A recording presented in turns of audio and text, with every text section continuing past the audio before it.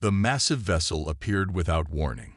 It materialized at the edge of our solar system, beyond the orbit of Pluto, a dark shape against the stars. The object moved with purpose, defying known physics as it accelerated toward the inner planets. Dr. Olivia Palmer sat alone in her observatory office at 3:17 a.m. when her monitoring system triggered the alert.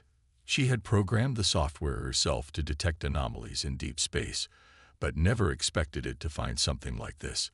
The object was huge, at least 3 miles long based on preliminary calculations, and it was moving fast. "This can't be right," she muttered, adjusting her glasses and rechecking the data. But the numbers didn't lie. She reached for her phone with shaking hands and called her supervisor. Within hours, observatories worldwide had confirmed the sighting. By noon, Dr. Palmer found herself in a secure video conference with NASA officials, military personnel, and government representatives. "The object is definitely artificial," she explained, showing the trajectory analysis. "Its course has changed multiple times, making minor adjustments that can only be deliberate. This is not a natural phenomenon." The room fell silent as the implications sank in. Humanity was not alone. Major Jack Harrison watched from the back of the Pentagon conference room as generals and politicians argued about how to respond. As head of the Space Defense Initiative, a program so classified that most of the people in the room didn't know it existed, he understood better than anyone the potential threat they faced. "We have no defense against something like this," he said finally, his voice cutting through the noise. The room quieted as he approached the central display. Based on its current trajectory and speed, this object could reach Earth in days if it wanted to. The fact that it's slowing down near Jupiter suggests it's studying our system. The President's National Security Advisor leaned forward. "What are our options, Major?" "Limited," Harrison replied honestly. "We can watch, we can learn, and we can prepare. But if these visitors have hostile intentions, we're severely outmatched." Across the globe, other nations were having similar conversations. The Chinese military placed its forces on high alert. Russian space monitoring stations tracked the alien vessel's every move. European nations convened emergency sessions of parliament. At the United Nations, an unprecedented meeting brought together representatives from every country. The Secretary General looked out at the grim faces before her. "Today, humanity faces its greatest challenge," she began. "We must stand united in the face of this unknown visitor. Our differences seem small now compared to what makes us the same. We are all human. We all call Earth home." Meanwhile, Dr. Palmer continued analyzing data as it poured in from observatories and space telescopes. The vessel had established orbit around Jupiter and appeared to be deploying smaller craft to the gas giant's moons. "They're methodical," she told Major Harrison during their 4th video call of the day. "They're studying each planet, taking readings, samples maybe. They're being thorough before approaching Earth." "How long until they get here?" Harrison asked. Palmer studied her calculations.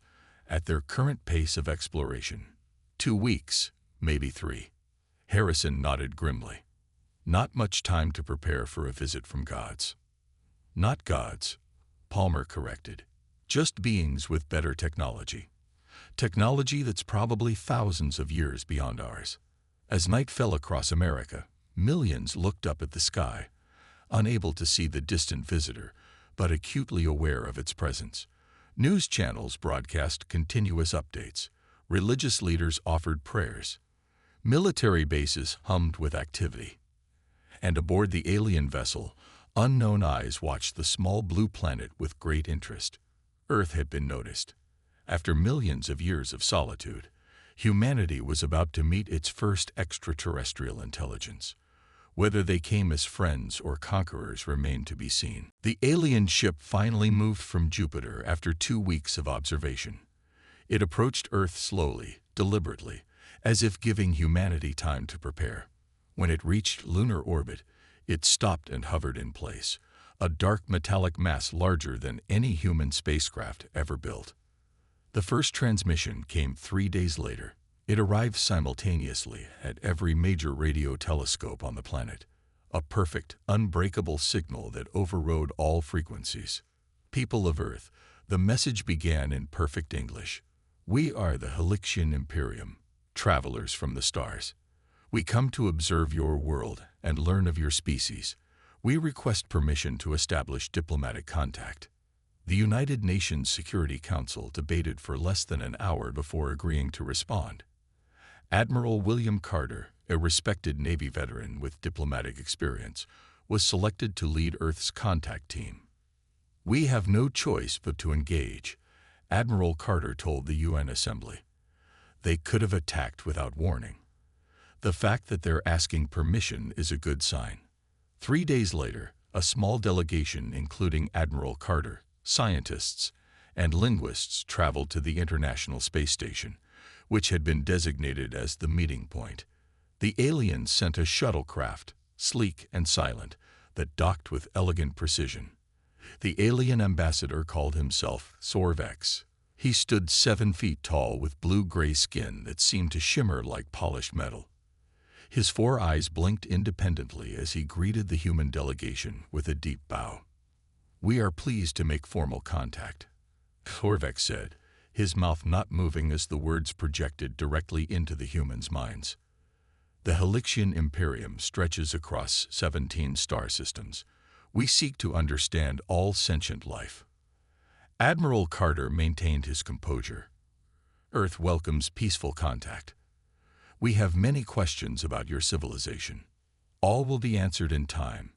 Sorvex replied. We request permission to observe your species in your natural environment. Small groups of our researchers would visit your major population centers. The meetings continued for days. The aliens seemed peaceful, curious, and forthcoming with information about their technologies and culture. They spoke of trade possibilities and cultural exchange. Yet something about them left the human delegation uneasy. Kate Daniels worked in a windowless room at NSA headquarters, analyzing every word of the alien communications. A linguistic pattern analyst with 15 years of experience, she noticed subtle inconsistencies in the aliens' language. They used different terms when speaking among themselves, she explained to her supervisor. When addressing us, they talk about observation and cultural exchange. But I've isolated communications between their ships where they use words more like assessment and integration. Her findings were sent directly to the White House. Meanwhile, Dr. Samantha Wells, a xenoanthropologist brought in to study alien behavior, made her own disturbing discovery. Their body language contradicts their words, she reported. When they speak of peace, their posture becomes more rigid, their breathing patterns change. These are classic signs of deception in many Earth species. The first alien observers landed in New York, Beijing, Moscow, and other major cities 1 week later. They moved through crowds, scanning buildings and infrastructure with handheld devices. They asked questions about population density, resource management, and military capabilities. Then came the breakthrough. A junior technician monitoring deep space communications intercepted a data burst from the mothership to a location beyond our solar system. The encryption was complex, but enough was decoded to confirm humanity's worst fears. Target world assessment proceeding as planned. Read the partial translation. Native resistance capabilities minimal. Integration will proceed on schedule after full planetary survey. Expected value high. Admiral Carter called an emergency meeting with world leaders. They're not here as diplomats, he said grimly. Evidence suggests Earth is being assessed for conquest. As he spoke, more alien ships appeared at the edge of the solar system. The Halixian Imperium had set its sights on Earth, and humanity had precious little time to respond. The leaked documents spread quickly among Earth's intelligence agencies. They had been obtained through a risky cyber operation against the alien mothership's communications array. What they revealed confirmed humanity's darkest fears. Earth was listed as Acquisition Target 48 in the Halixian database. The previous 47 worlds had all been conquered, their populations subjugated, their resources harvested to fuel the ever-expanding imperium. They follow the same pattern every time. Dr. Samantha Wells explained to the Emergency Council. The xenoanthropologist's face looked pale and drawn after 3 days without sleep studying the alien documents. First contact, followed by observation, then full military invasion. No species has successfully resisted. The council room was silent. Representatives from 12 nations sat around the table, united by a threat greater than any human conflict. "How long do we have?" asked the Chinese general. Dr. Wells pointed to the timeline in the document. Based on their standard procedures, approximately 3 months from first contact to invasion. They're currently in the assessment phase. Outside the secured facility, life continued mostly as normal. The public had been told the aliens were friendly visitors interested in cultural exchange. Only a few thousand people worldwide knew the truth. Meanwhile, the Halixian observers had spread across Earth. Their small scout ships entered Earth's atmosphere daily, landing in remote areas to take samples of soil, water, and air. They seemed particularly interested in military installations, power plants, and communication centers. U.S. Marine Ryan Mitchell was on patrol near a base in Nevada when he spotted one of these scout ships. Using his tactical camera, he recorded footage of 3 aliens extracting core samples from the desert floor and scanning the nearby mountains with unknown devices. "They're mapping everything," he reported to his commanding officer. "Terrain, resources, defensive positions. This is pre-invasion reconnaissance." The footage was rushed to the Pentagon, where it joined mounting evidence of the aliens' true intentions. Admiral Carter ordered covert surveillance of all known alien observers. That night, Dr. Wells made another breakthrough. After analyzing historical records from conquered worlds found in the alien database, she identified cultural markers that preceded invasion. "They're assessing our threat level," she explained, "testing our technological capabilities, military readiness, and social cohesion. The good news is they only commit to full invasion if they're confident of success. The bad news is they haven't failed yet." The next morning, alien ships began positioning themselves at strategic points in Earth's orbit.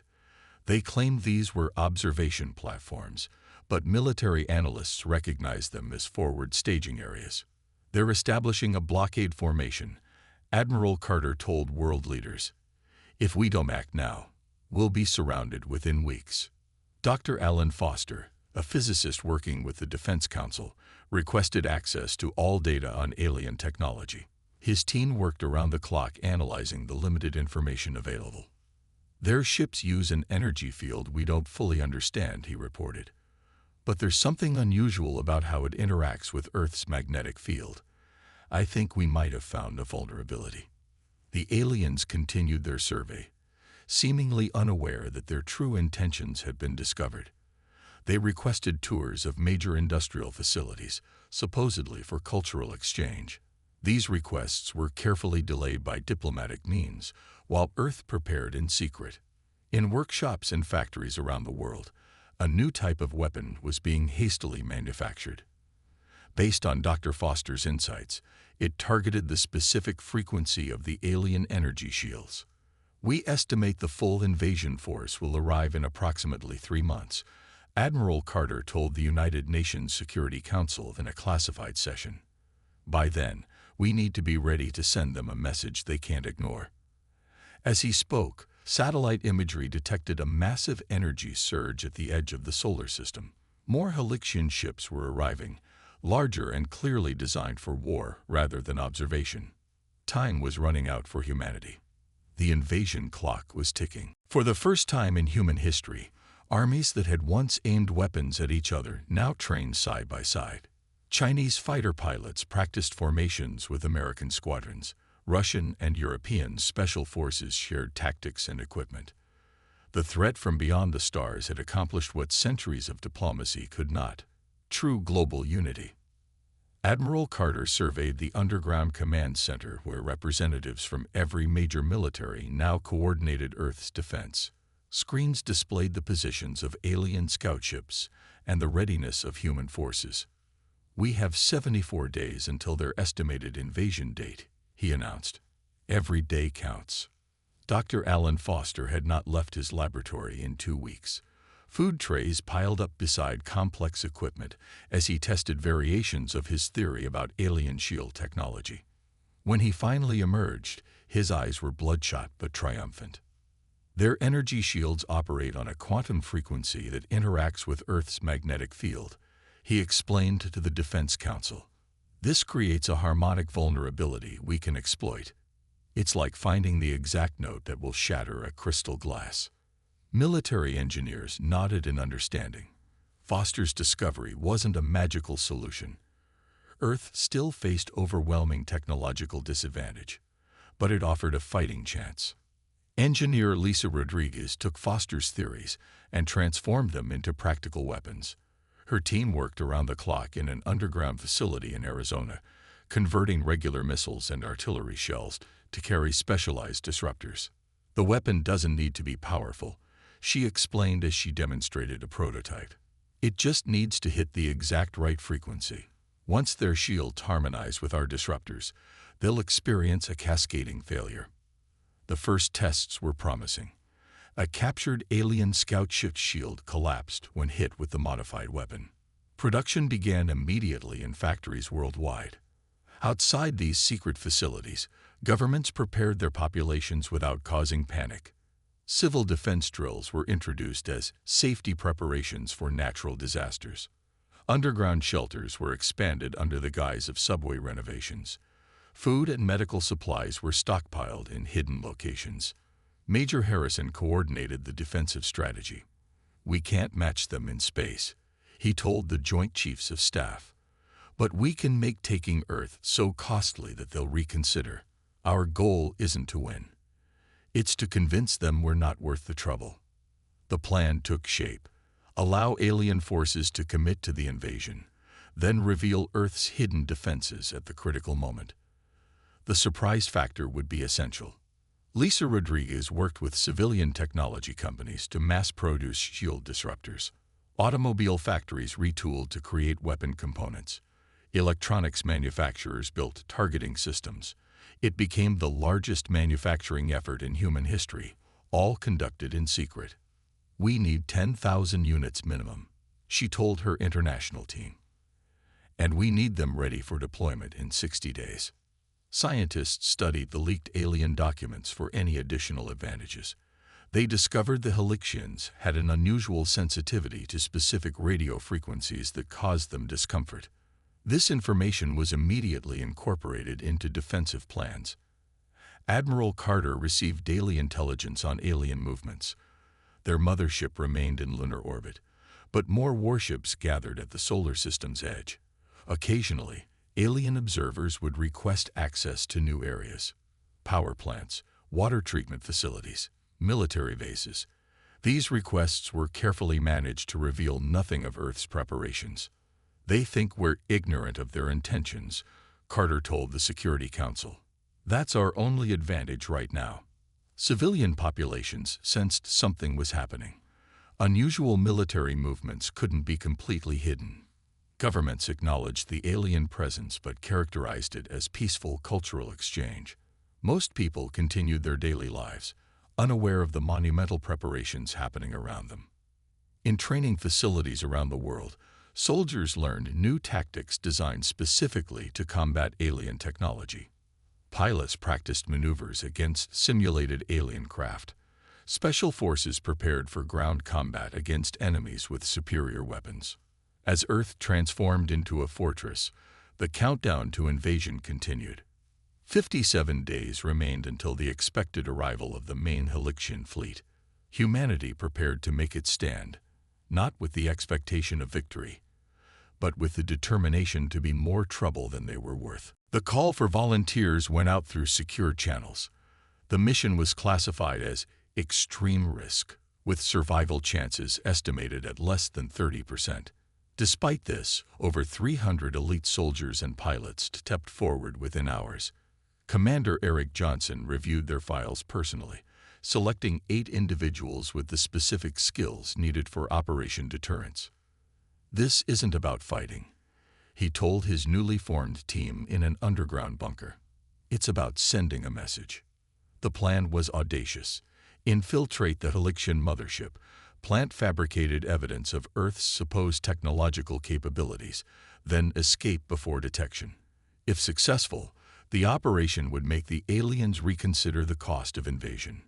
Johnson's team trained for 2 weeks in a mock-up of alien corridors, built based on footage from their scout ships.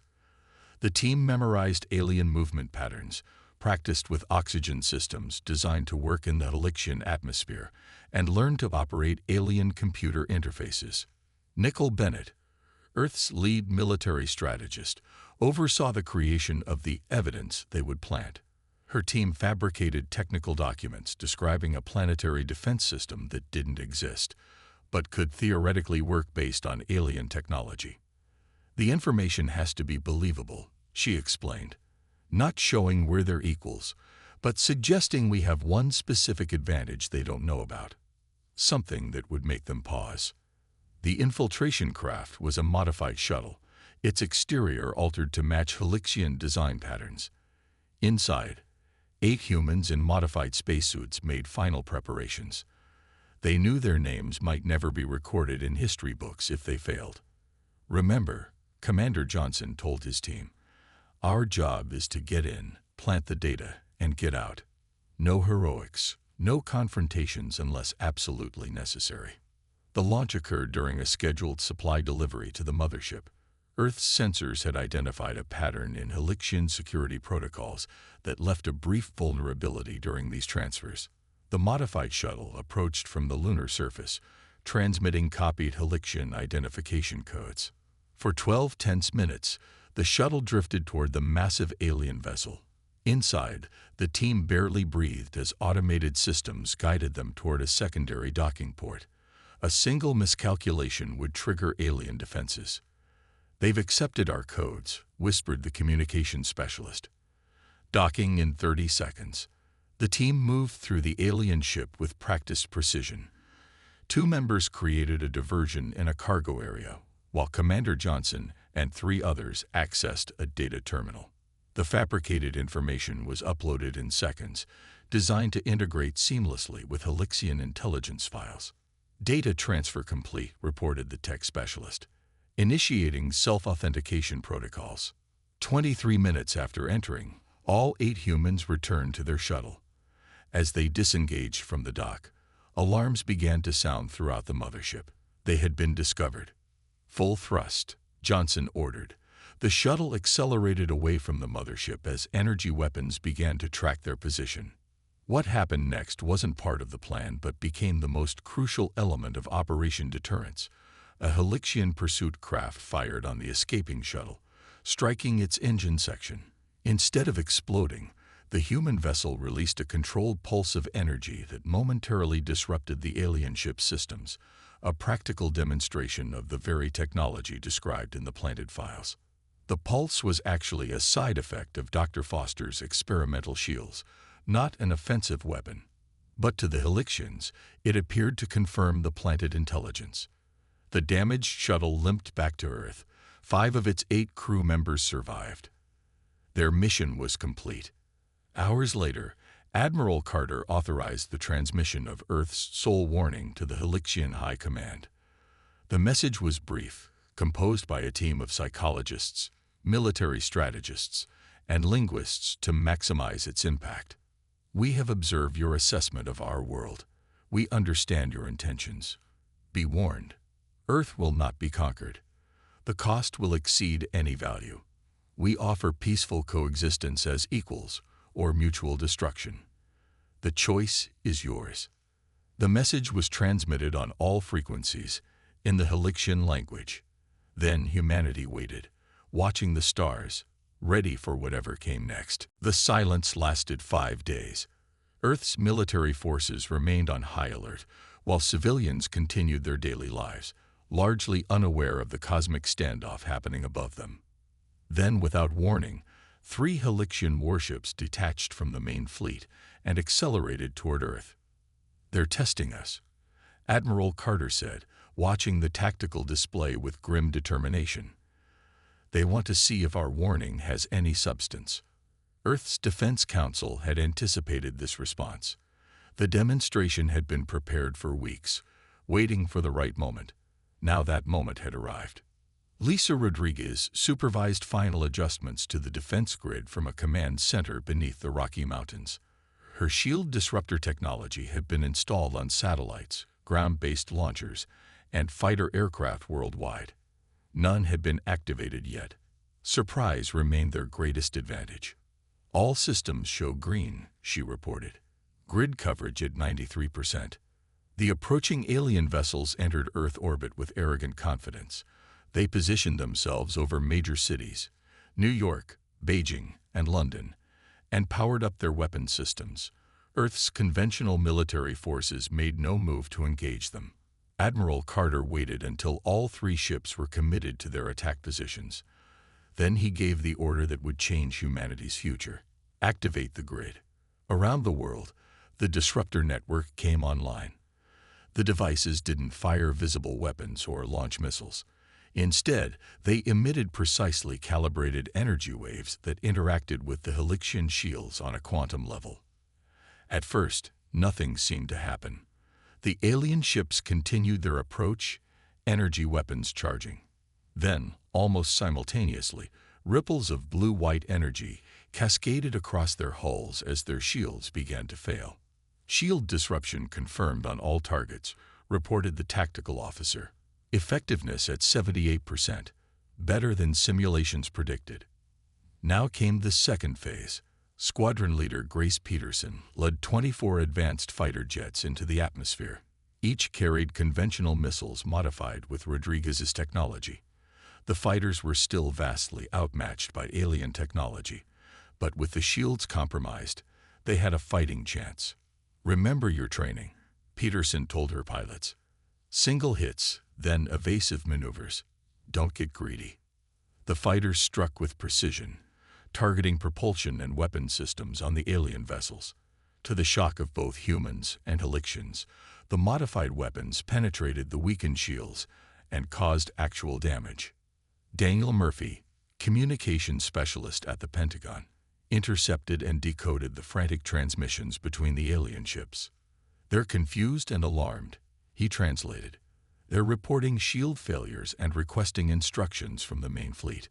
One commander is using a term that roughly translates as impossible technology." The battle lasted 17 minutes. One alien ship retreated with significant damage. Another lost propulsion and drifted in orbit, its crew evacuating to the third vessel. Earth had suffered losses too. 7 fighters destroyed, their pilots lost. But the outcome was clear.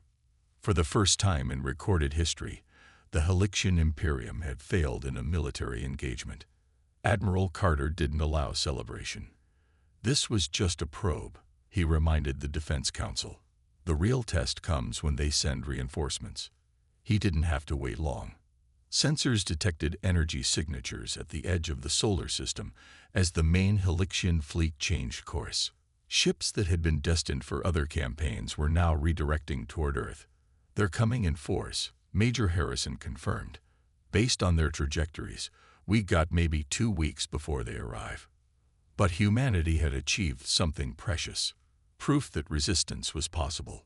The shield disruption technology worked. The planted information about Earth's defenses now seemed credible to the Helixian command. That night, another transmission arrived from the alien mothership.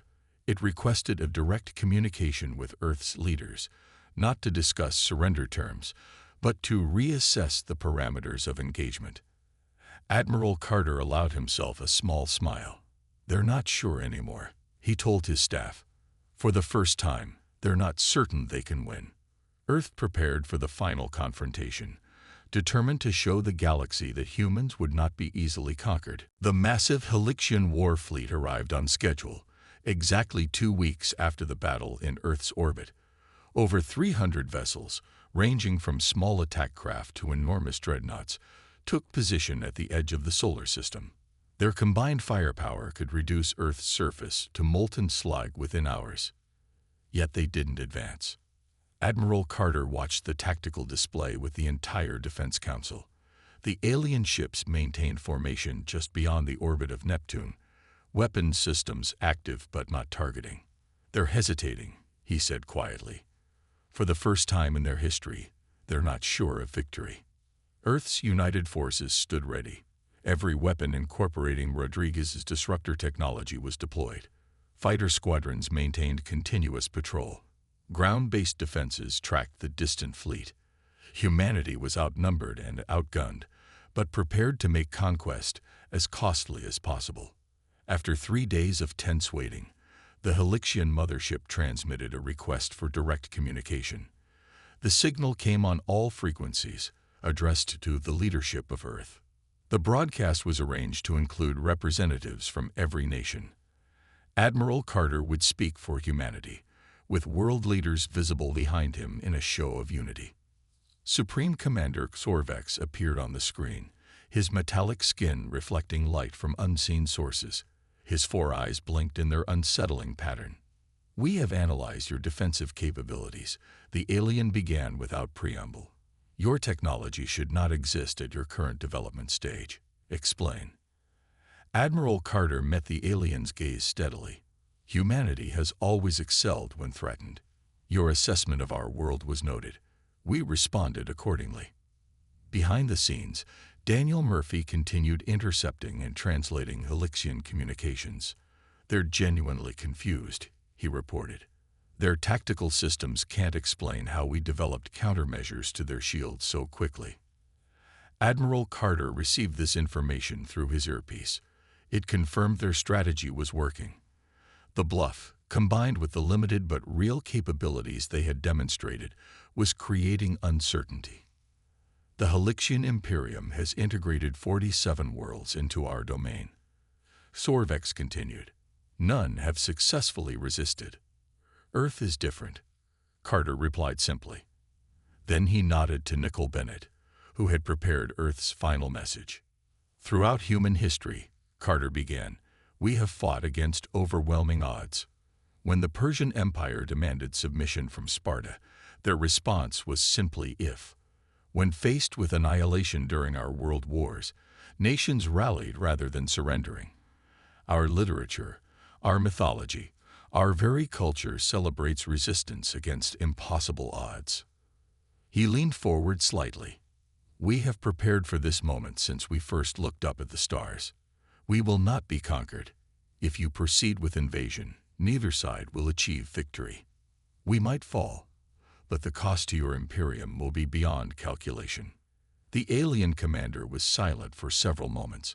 His species didn't show emotion in ways humans could easily read, but the extended pause suggested their carefully calculated plans had been disrupted. "The Imperium does not recognize equal status with primitive worlds," Sorvex finally responded. "Then recognize this," Carter said. "We offer peaceful coexistence or mutual destruction. There is no third option." The communication ended. For 3 more days, the alien fleet remained in position. Earth's defenders maintained their readiness, though fatigue began to take its toll. Then, on the 4th day, a single Halixian vessel approached Earth. It carried diplomats, not warriors. For the first time in the Imperium's 4,000-year history, they offered negotiation instead of demands. The resulting treaty established Earth as a sovereign, protected world.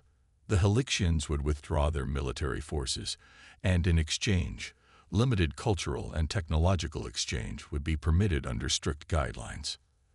As the alien fleet finally departed, Admiral Carter stood at the window of the space station observation deck, watching the last ships disappear into the darkness. "What happens now?" asked Major Harrison, who had joined him. "Now we prepare," Carter replied. "We prepare to venture beyond our solar system, knowing we are not alone, and knowing that we've earned something precious." "What's that?" "Respect." Carter smiled slightly. "The galaxy now knows that humans will not bow to any empire. Our sole warning was enough." Across the galaxy, the story spread of the small blue planet that had said no to the mighty Helixian Imperium and survived to tell the tale.